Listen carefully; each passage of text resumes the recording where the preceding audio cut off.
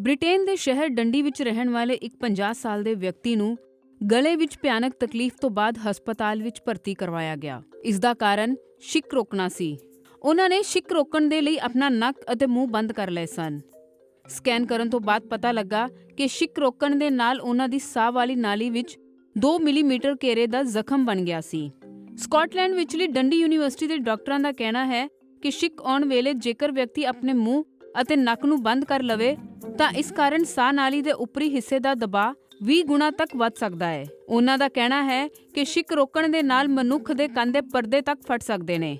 ਇਸ ਦੇ ਨਾਲ ਹੀ ਖੂਨ ਦੀ ਨਾਲੀ ਆਮ ਨਾਲੋਂ ਕਈ ਗੁਣਾ ਫੁੱਲ ਸਕਦੀ ਹੈ, ਜਿਸ ਨੂੰ ਐਨਿਊਰਿਜ਼ਮ ਕਹਿੰਦੇ ਨੇ।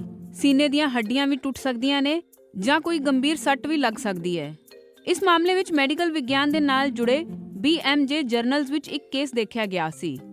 ਡਾਕਟਰਾਂ ਦਾ ਕਹਿਣਾ ਹੈ ਕਿ ਜਦੋਂ ਉਹਨਾਂ ਨੇ ਵਿਅਕਤੀ ਦੀ ਜਾਂਚ ਕੀਤੀ ਤਾਂ ਸਾਹਮਣੇ ਆਇਆ ਕਿ ਗਲੇ ਵਿੱਚ ਛੂਹਣ ਤੇ ਤਰੇੜਾਂ ਪੈਣ ਜਾਂ ਟੁੱਟਣ ਦੀਆਂ ਆਵਾਜ਼ਾਂ ਆਉਂਦੀਆਂ ਸਨ। ਜਿਸ ਵੇਲੇ ਛਿੱਕ ਆਈ ਤਾਂ ਉਸ ਵੇਲੇ ਉਹ ਵਿਅਕਤੀ ਕਾਰ ਚਲਾ ਰਿਹਾ ਸੀ। ਉਹਨਾਂ ਨੇ ਸੀਟ ਬੈਲਟ ਪਾਈ ਹੋਈ ਸੀ। ਡਾਕਟਰਾਂ ਮੁਤਾਬਕ ਵਿਅਕਤੀ ਨੂੰ ਪਹਿਲਾਂ ਹੀ ਐਲਰਜੀ ਅਤੇ ਗਲੇ ਵਿੱਚ ਖਰਾਸ਼ ਦੀ ਸਮੱਸਿਆ ਵੀ ਸੀ।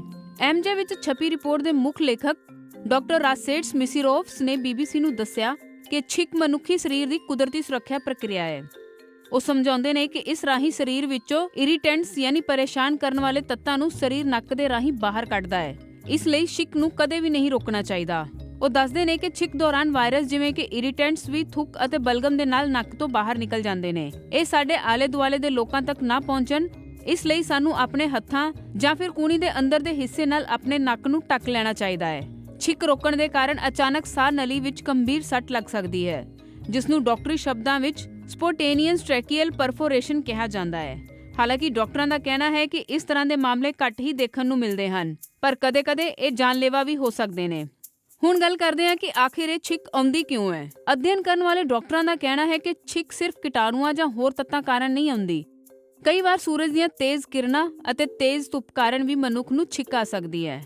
1000 ਤੋਂ ਵੱਧ ਲੋਕਾਂ ਤੇ ਕੀਤੇ ਗਏ ਅਧਿਐਨ ਤੋਂ ਬਾਅਦ ਜਰਮਨੀ ਵਿੱਚ ਅਧਿਐਨ ਕਰਨ ਵਾਲੇ ਕਹਿੰਦੇ ਨੇ ਕਿ ਉਹਨਾਂ ਨੇ ਤੇਜ਼ ਕਿਰਨਾਂ ਜਾਂ ਫਿਰ ਤੇਜ਼ ਧੁੱਪ ਕਾਰਨ ਛਿੱਕ ਆਉਂਦੀ ਦੇਖੀ ਹੈ। ਕੁਝ ਜਾਣਕਾਰ ਮੰਨਦੇ ਨੇ ਕਿ ਇਸ ਦਾ ਕਾਰਨ ਜੈਨੇਟਿਕ ਵੀ ਹੋ ਸਕਦਾ ਹੈ। ਕੁਝ ਲੋਕ ਕਹਿੰਦੇ ਨੇ ਕਿ ਵੱਧ ਖਾਣਾ ਖਾਣ ਤੋਂ ਬਾਅਦ ਉਹਨਾਂ ਨੂੰ ਛਿੱਕ ਆਉਂਦੀ ਹੈ। ਮਨੁੱਖ ਦੀ ਛਿੱਕ 8 ਮੀਟਰ ਯਾਨੀ 26 ਫੁੱਟ ਤੱਕ ਪਹੁੰਚ ਸਕਦੀ ਹੈ। ਮੈਸੇਚੂਸੈਟਸ ਇੰਸਟੀਚਿਊਟ ਆਫ ਟੈਕਨੋਲੋਜੀ ਵਿੱਚ ਲੀਡੀਆ ਬੋਰੋਈਬਾ ਦੇ ਲਈ ਅਧਿਐਨ ਤੋਂ ਪਤਾ ਲੱਗਦਾ ਹੈ ਕਿ ਛਿੱਕ ਵੇਲੇ ਨੱਕ ਵਿੱਚੋਂ ਜਿਹੜੇ ਕਣ ਨਿਕਲਦੇ ਨੇ ਉਹ ਕਈ ਮਿੰਟਾਂ ਤੱਕ ਹਵਾ ਵਿੱਚ ਤੈਰ ਸਕਦੇ ਨੇ।